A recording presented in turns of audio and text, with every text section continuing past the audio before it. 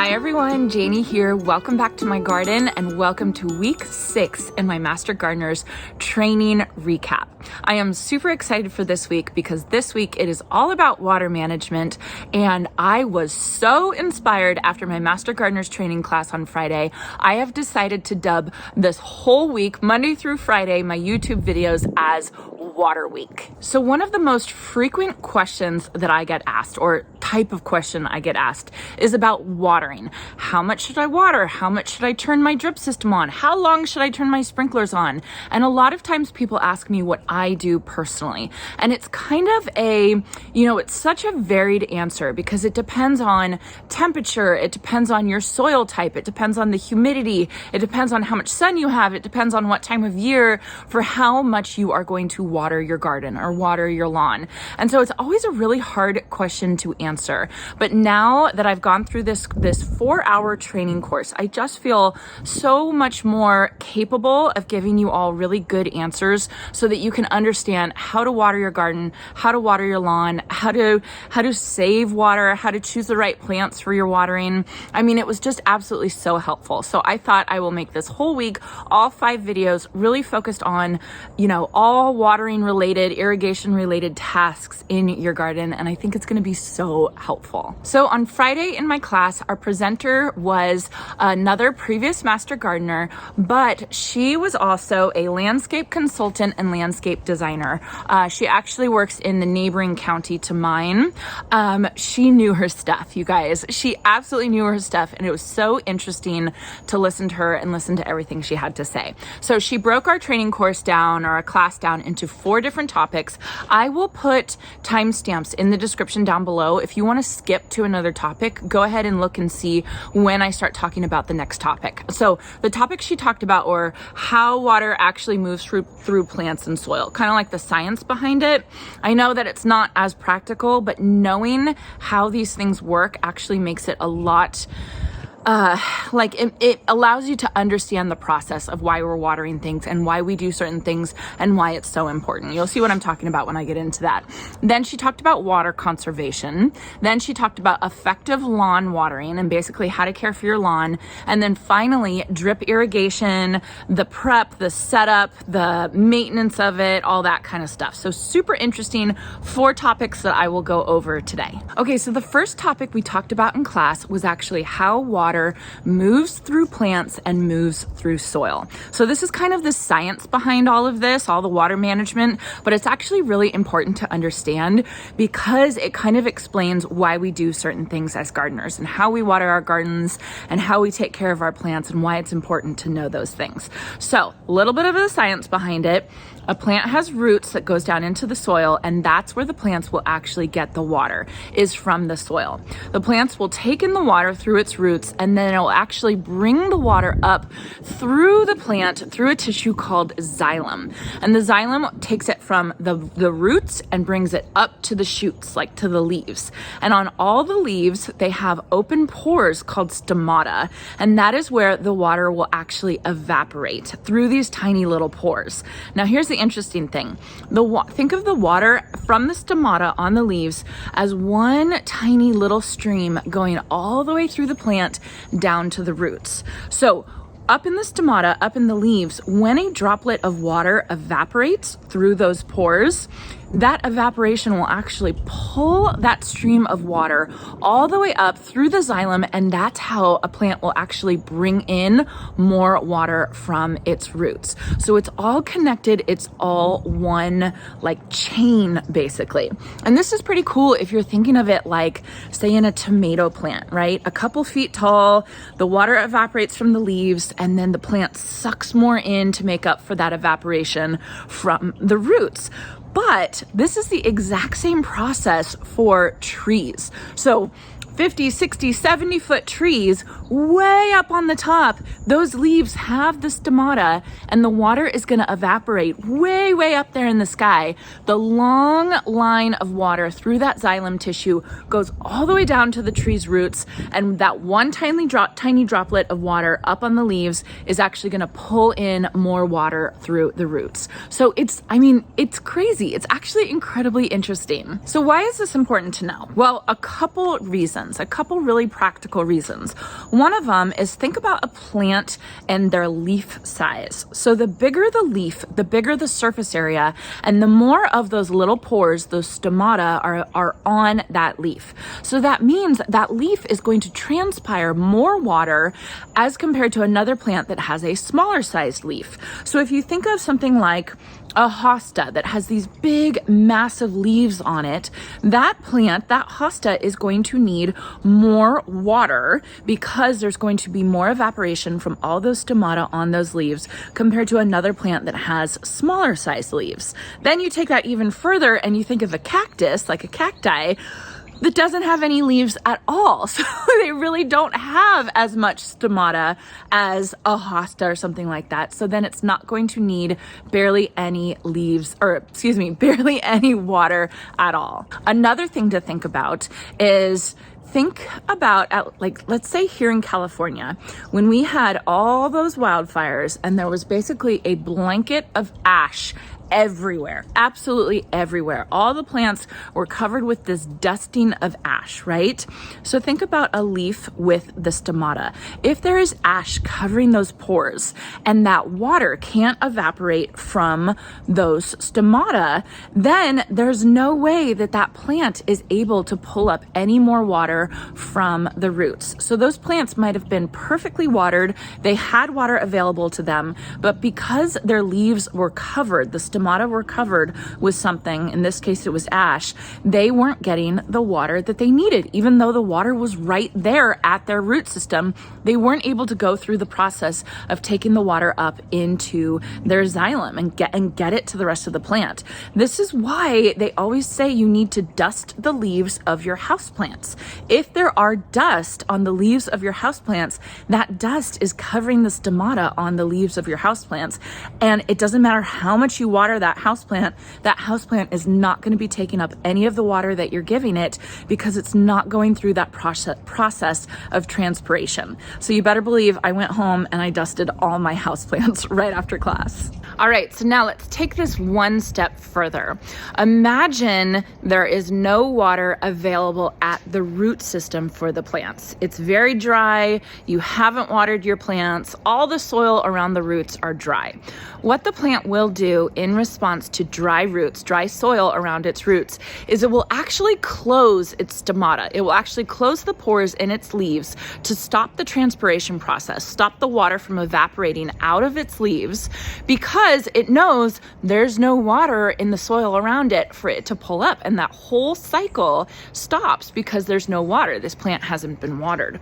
Well, something to know about the stomata is that they have a second job. They evaporate the water through the pores, but then they also take in carbon dioxide from the air.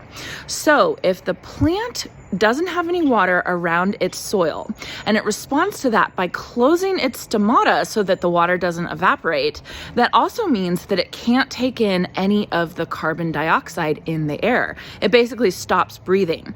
And plants use that carbon dioxide for photosynthesis. So when you're not watering your plants, when your plant's not getting enough water, not only is it drying out, right, because it's not getting enough water, but it's also not getting the energy it needs through photosynthesis because it's also not breathing. So we can take all of this information and boil it down to two main factors to determine whether your plant is getting the water it needs. Those two main factors are the rate of evaporation, or, how much water is being lost through those stomata, the pores in the leaves. And then number two, how much water is being provided to the soil surrounding the root system. Does the plant have enough moisture to take in and continue that transpiration process? So we have to think about the water needs of the plant, how much transpiration is occurring, that water being pulled up through the roots and evaporated from the stomata. But we also also have to think about the soil and how much evaporation or drainage, infiltration is occurring through the soil. We've all heard that sandy soil holds water way less than clay soil. Clay soil is a lot denser, a lot thicker, and will actually hold water in place because the particles are so small. The clay particles are so small. Sandy soil has big particles and the water will run right down, go down into the water table, or will do something called runoff, which is where the water goes into the streams and lakes and oceans. So basically understanding these things, understanding these two factors in plants getting water, the amount of evaporation from the plant and then the amount of water applied to the soil and how much that soil of that water that soil can actually maintain, it all determines how much water a plant actually needs, how much water you have to give that plant. So when people ask me or anybody, oh, well, how much water do you think this plant needs? What size emitter do you think I should put on? How long should I water my lawn for? There's so many different variables, and these are just two of them that you kind of have to think about. So there's no need to get, I don't want to say there's no need, because I was frustrated about it when I first started gardening as well.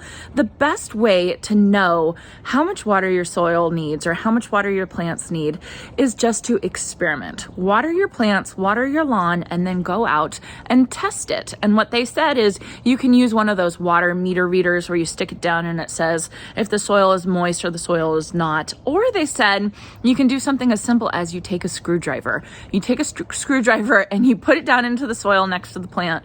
You pull it out. If the whole screwdriver is like wet, then you know the water has gotten down however many inches that screwdriver is. And that's, that's pretty easy, pretty basic. You can also just stick your finger down in the soil, which is what I like doing.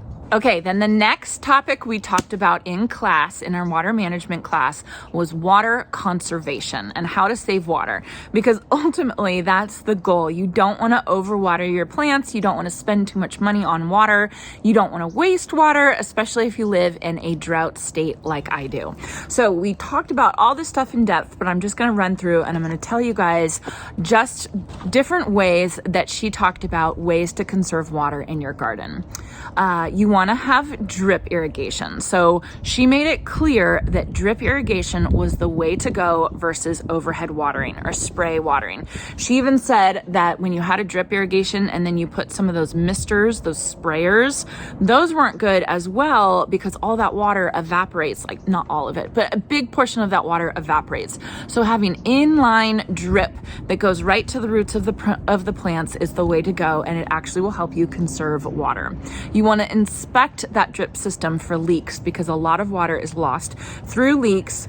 You want to water your lawn efficiently, and I'll get to this when I start talking about the lawn, but basically you want to make sure that there's no runoff on your lawn. So you will start your, oh my gosh, look at this. She is too funny. She is distracting me today.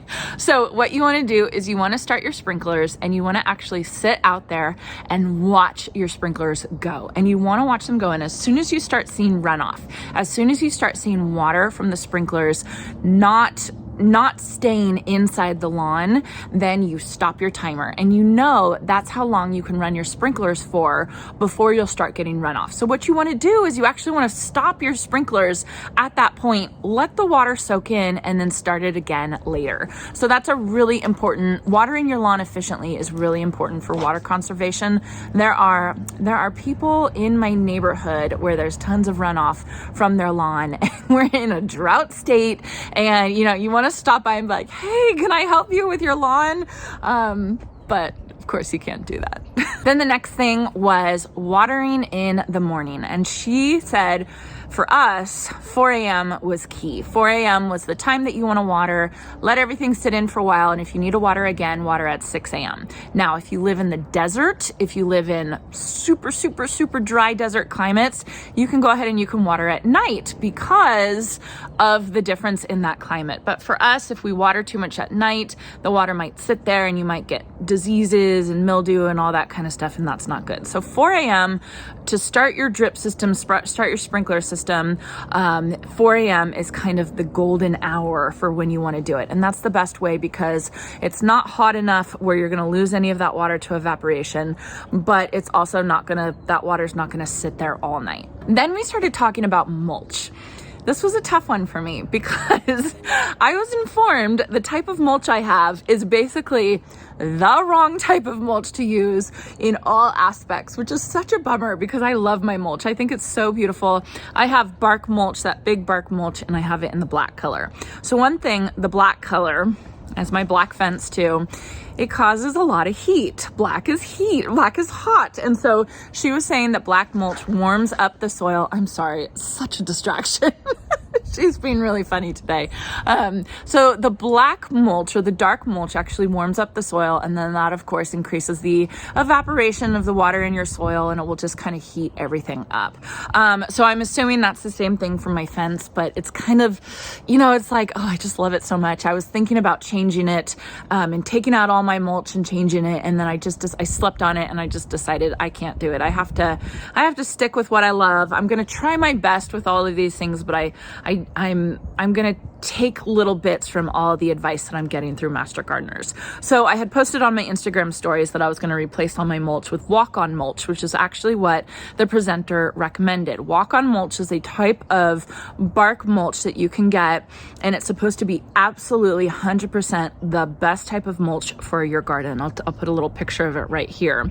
But it comes in this color, at least in my local, I was looking all at my mulch suppliers around me. This is the only color that I can get around here. So if you like this color and if that goes with your garden scheme and your home color scheme, good for you. That's the best type of mulch to use in your garden. It's going to maintain the moisture in your soil. It's going to cool down your soil during the summer, and it's going to warm up your soil during the winter, which is exactly what you want for water conservation. So then a couple other things she talked about for water conservation.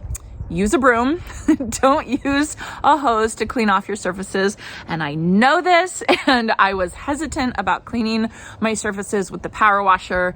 So last week or 2 weeks ago, Jason and I went through and we power washed our whole garden. And I hadn't done that for like 2 years or something like that. It had been a really long time since we actually cleaned off the surfaces of our garden. And I'm so glad we did it because it looks so good. But I feel like the power washer was the lesser of two evils. You don't want to take a hose and you don't want to just clean off the concrete. So what she was saying was use a broom. The broom is the way to go. And then she was also talking about rainwater harvesting. And I have my blue barrels, which are rain harvesting barrels that is connected to my gutters, and that is something that is definitely absolutely useful for water conservation. And then this was interesting, dry creek beds. So Jason and I, before we lived here in this house, we actually had another house in a neighboring town, and it was one of those like track home houses where like all the houses looked the same, and every single house had a dry creek bed in the front of it. And I didn't really get the purpose of it, of what a dry creek bed is. So basically what a dry creek bed is it's like kind of like a line of rocks that looks like a creek, but they're just rocks. There's nothing else. And it's like, okay, well, what is the point of that? Well, the point of that is to allow the water, allow precipitation or drip irrigation or whatever it is to go over those rocks, and then the soil underneath those rocks will actually absorb the water, and the water will go down to the local water table, as opposed to running off into the street, down into the storm drain, and then the storm drain taking the water out to a local river or to a lake or to an ocean, where then your surrounding region is actually losing the amount of water. It's actually being taken out of the system and taken to another place. So a dry creek bed is actually really, really beneficial in keeping your water draining right where you are, because that's going to keep water in your very own local water table and not allow it to be taken anywhere else. So I thought that was pretty interesting. Look at this. She found my pansies. Get out of here. Get out of here. Oh no, you guys. I feel like I'm not going to let her be out here anymore. You are crazy. Get out of here. when I was talking, she was chowing down on these.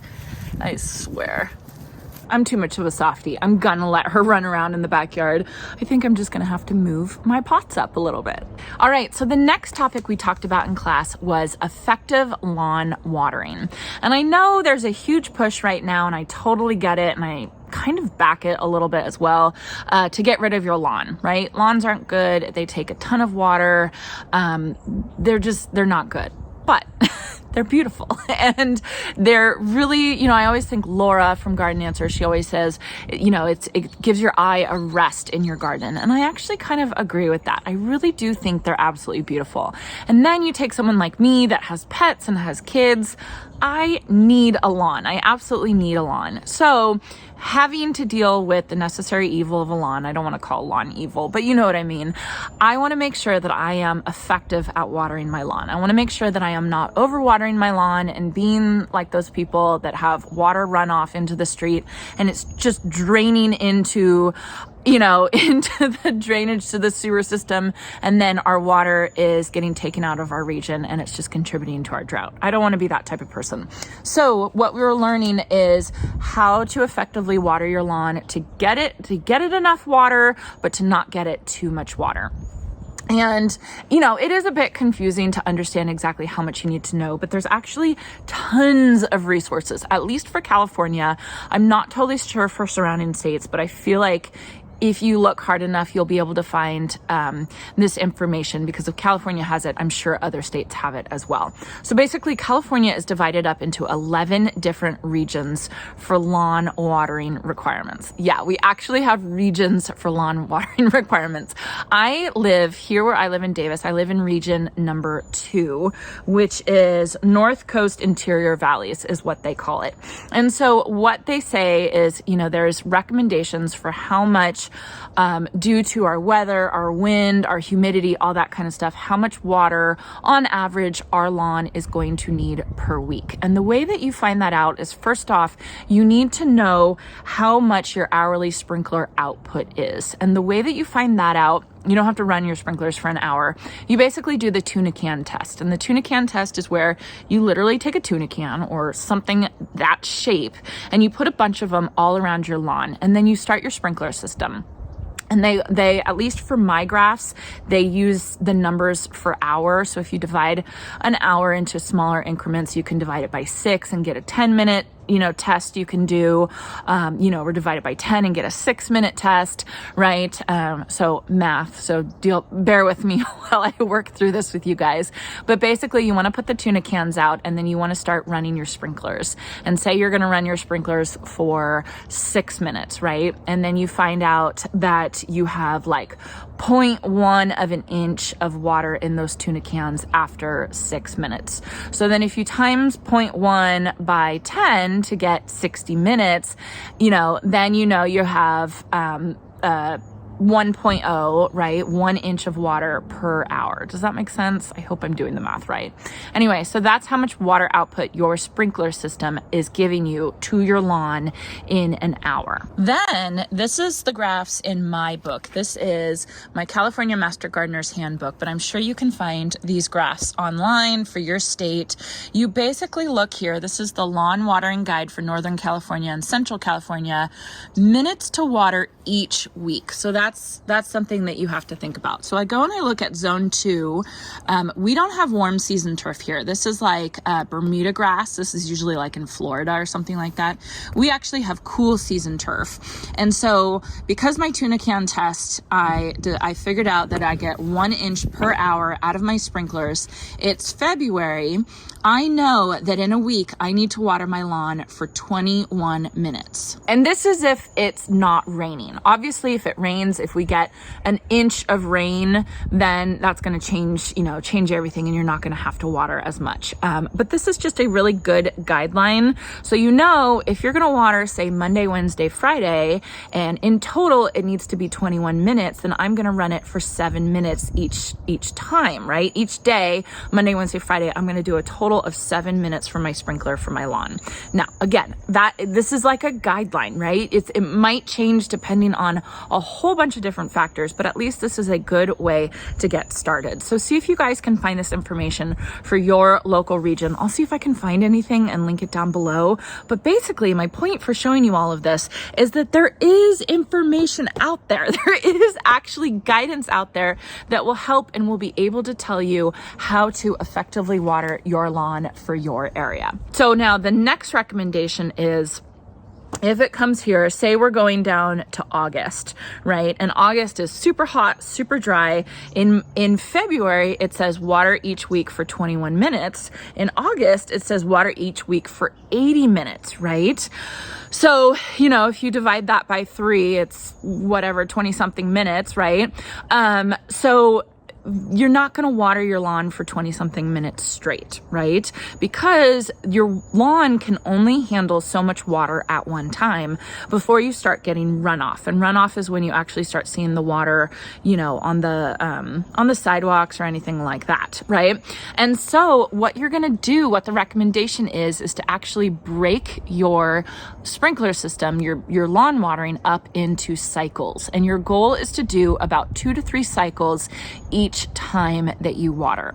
So if you need to water for 20 minutes, right, what you want to do is you want to come out to your lawn and you want to start your sprinkler system and you want to start your timer.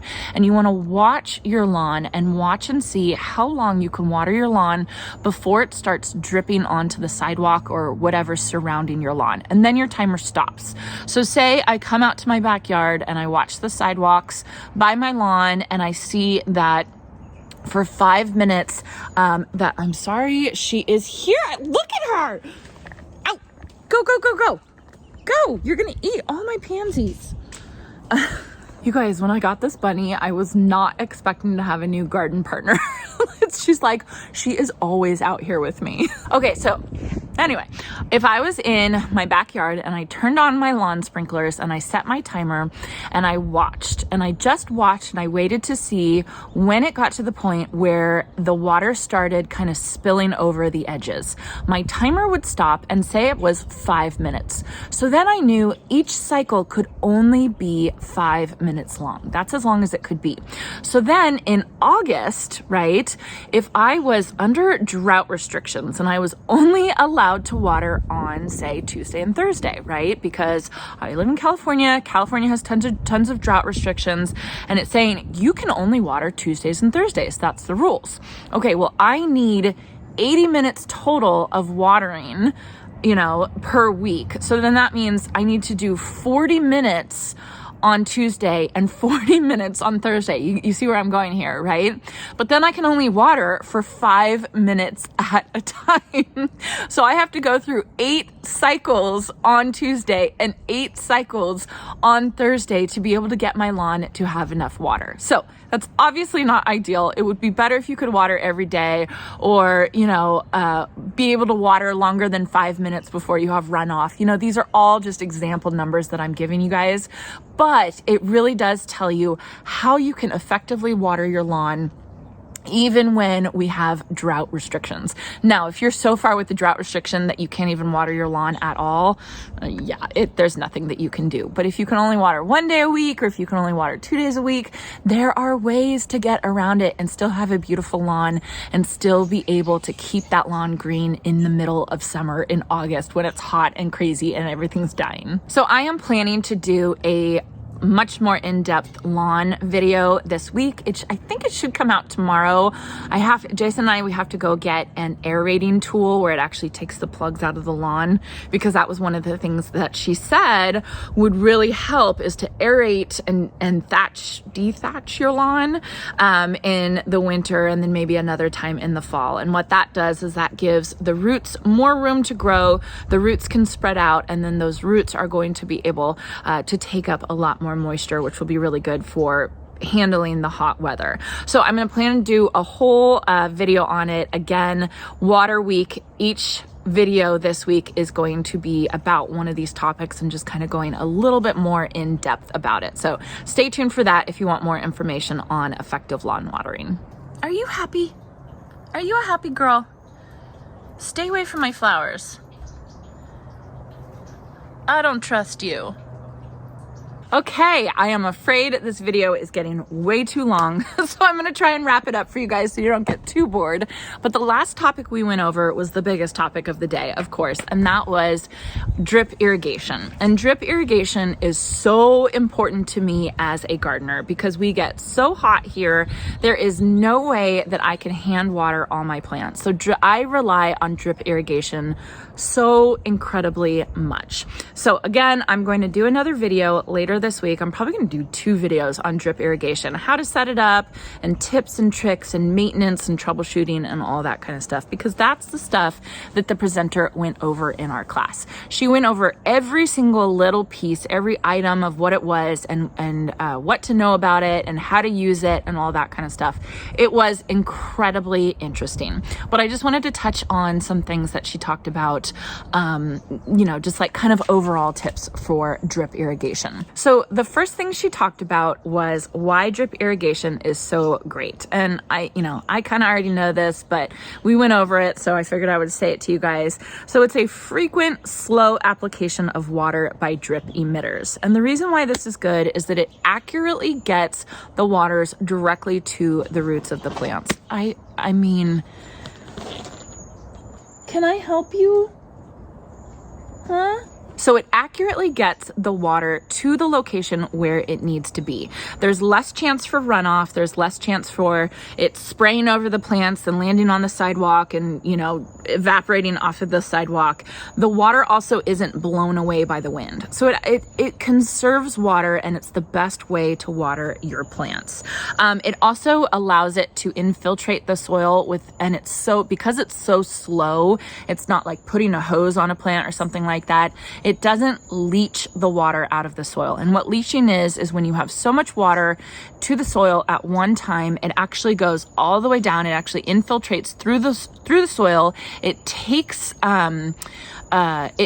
nutrients and things like that with it, and it just kind of goes right down through the soil. And so then you end up having a salt issue, a salt imbalance, because there's been so much water to the area so fast at one time that it disrupts the salt imbalance. And so because it's a slow application drip system it prevents leaching of the soil, which is a really good thing. So there actually have been studies done with farmers who have used overhead spray watering and then versus farmers who use drip irrigation with the emitters. And they actually found that farmers who use drip irrigation get bigger and better yields because you're giving the plant the exact amount of water that it actually needs. And so it's actually better for the plants to use drip irrigation as opposed to overhead spray. So we understand that drip irrigation is the way to go. It's a really, really good system if you have the ability to install it, if you already have it.